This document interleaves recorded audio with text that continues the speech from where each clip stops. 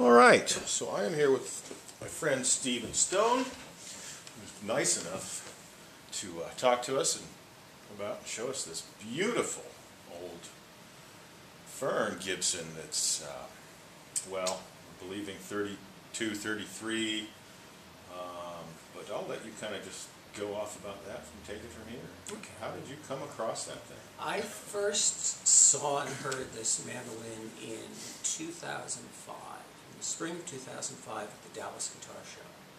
I had a friend who's co-owner of a guitar store who's a doctor down in Arkansas, and it was his instrument at that time. He brought it to the Dallas Spring Guitar Festival at the Renaissance Hotel, and I played it and went, oh my God.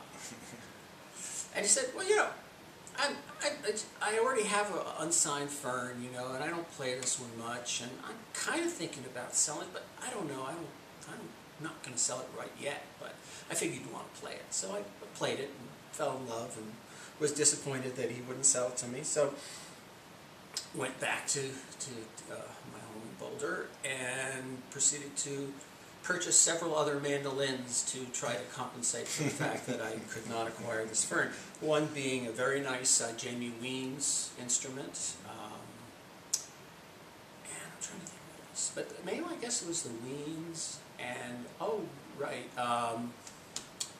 there was another guy, Stanley. I also had a Stanley F.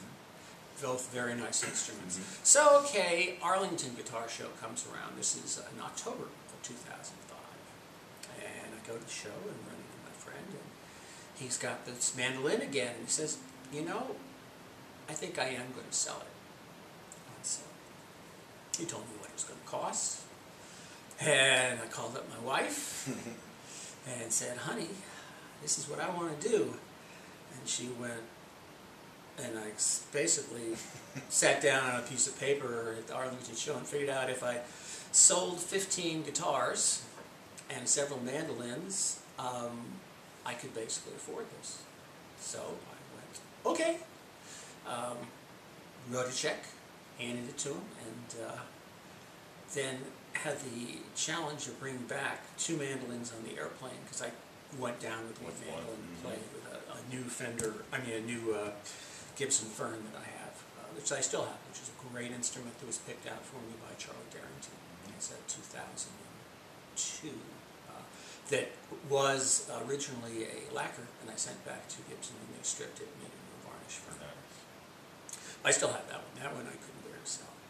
But, so I had to come back on the plane bringing 2 mandolins. Fortunately, I had a friend who was coming back, and I said, will you take this as one of your carry-on? And got them both on. I have to say, for the first couple of months I had the instrument, every time I opened it up, I was terrified. It was very intimidating, because the thing about this that makes it very different from a lot of similar age mandolins is its condition. It is pristine, isn't it? There are almost no finish cracks. It's a lacquer finish because it is a Fern. But if you look at it, you can see how the lacquer has sunk into the wood. Very similar to what you'd see on a varnish finish. It's a very thin lacquer finish. I'm just amazed it hasn't crazed, though. It hasn't crazed, which is very unusual. Actually, this is the serial number 90448. 90449, which I have seen and played, and is one serial number weight, does have a lot of crazing.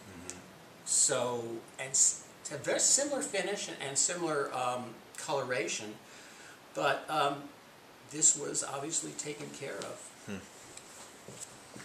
Still okay? We're good. We'll get a minute or so.